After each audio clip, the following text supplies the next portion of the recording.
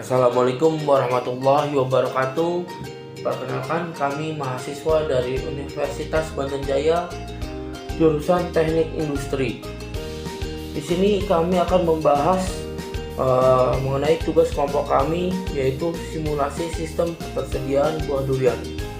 Adapun nama-nama tim dari kelompok kami, yang pertama Haidar Raffi, yang kedua ada Ahgalang Ahmad Riki, yang ketiga Nikmatullah, yang keempat Bagus Yudo Pamungkas, yang kelima ada Radikal, dan yang keenam ada Dwi Wibowo Saputro. Oke teman-teman, di sini garis besarnya dari pembahasan kita kali ini ialah mengenai simulasi sistem ketersediaan buah durian. Yang pertama ialah pendahuluan, yang kedua tinjauan pustaka, yang ketiga ada metodologi penelitian, yang keempat ada pemodelan sistem, yang keenam ada analisis, dan yang ketujuh ada kesimpulan. Masuk ke poin yang pertama, yaitu latar belakang. Durian atau duren adalah nama tumbuhan tropis yang berasal dari wilayah Asia Tenggara, sekaligus nama buahnya yang bisa dimakan. Nama ini diambil dari ciri khas kulit buahnya yang keras dan berlekuk tajam, sehingga menyerupai duri. Sebutan populernya adalah raja dari segala raja buah atau king of fruit. Durian adalah buah yang kontroversial. Meskipun banyak yang menyukai, tetapi sebagian orang juga banyak yang kurang menyukai dari buah ini. Ada beberapa faktor penyebab dari turunnya ketersediaan buah durian. Yang pertama ialah tingginya harga jual kayu durian, yang kedua hama dan penyakit, yang ketiga keterbatasan lahan, yang keempat bencana alam, dan yang kelima ialah iklim yang tidak menentu. Oke, di sini kita bisa lihat ya dari bagian analisa ini. Yang pertama ialah memodelkan, yang kedua ada sistem dinamika, dan skenario keterbatasan durian. Tujuannya ialah agar kita mengetahui dan menentukan apa saja yang mempengaruhi ketersediaan durian dan meningkatkan pemahaman dalam sistem yang kompleks terhadap sistem dinamika atau dinamis. Menganalisis perilaku sistem yang belum terjadi di masa depan. Manfaatnya ialah dapat mengetahui apa saja yang mempengaruhi ketersediaan durian dan dapat meningkatkan pemahaman terhadap sistem dinamika. Dapat mengetahui perilaku sistem yang belum terjadi di masa yang akan datang, dan dapat mengetahui kebijakan perbaikan dan sebaiknya diterapkan agar masalah terhadap ketersediaan durian dapat diatasi.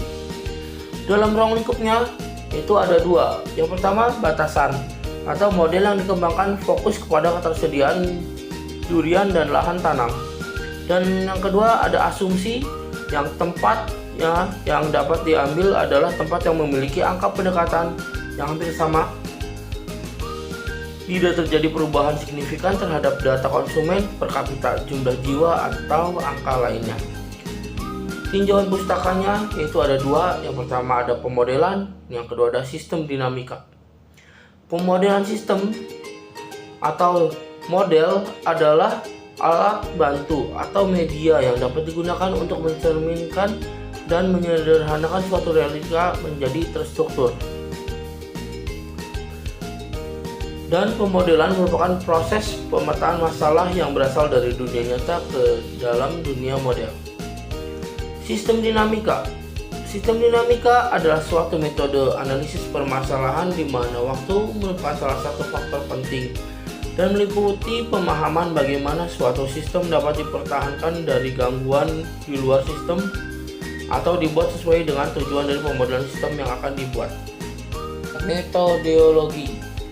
Di sini ada 3 tahap. Yang pertama tahap identifikasi awal, yaitu studi literatur dan studi lapangan. Dan tahap yang kedua yaitu konseptualisasi sistem. Yang pertama ada identifikasi variabel, dan yang kedua ada casual loop. Dan tahap yang ketiga ialah simulasi model.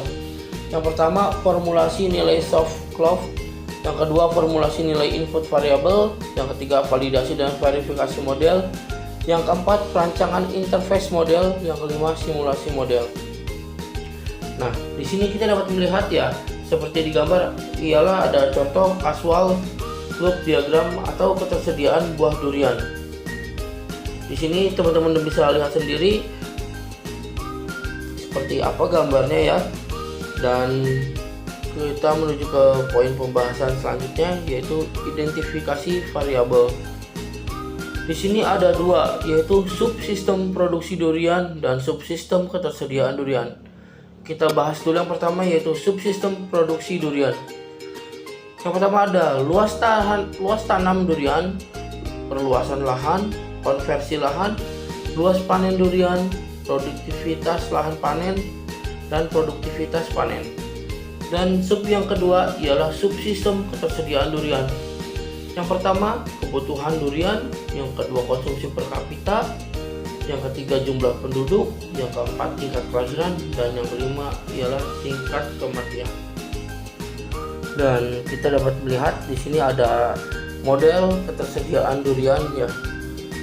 Dan selanjutnya ada skenario 1, yaitu simulasi ketersediaan durian, dan skenario 1 report ketersediaan durian, dan skenario 2 simulasi ketersediaan durian.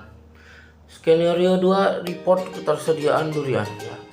Dan jadi kesimpulannya dari ini semua ialah ketersediaan durian dipengaruhi oleh luas tanam durian yang akan mempengaruhi luas panen, dan juga produksi durian sehingga mempengaruhi ketersediaan durian. Jumlah penduduk juga akan mempengaruhi kebutuhan durian karena semakin akan meningkatkan konsumsi per kapitanya, jadi makin banyak jumlah penduduk yang mengkonsumsi per kapitanya. Ya, dan yang terakhir ini ada daftar pustakanya ya, kalian bisa lihat sendiri sebagai bahan referensinya ya. Mungkin itu saja yang dapat saya sampaikan dalam presentasi saya kali ini. Kurang lebihnya mohon maaf.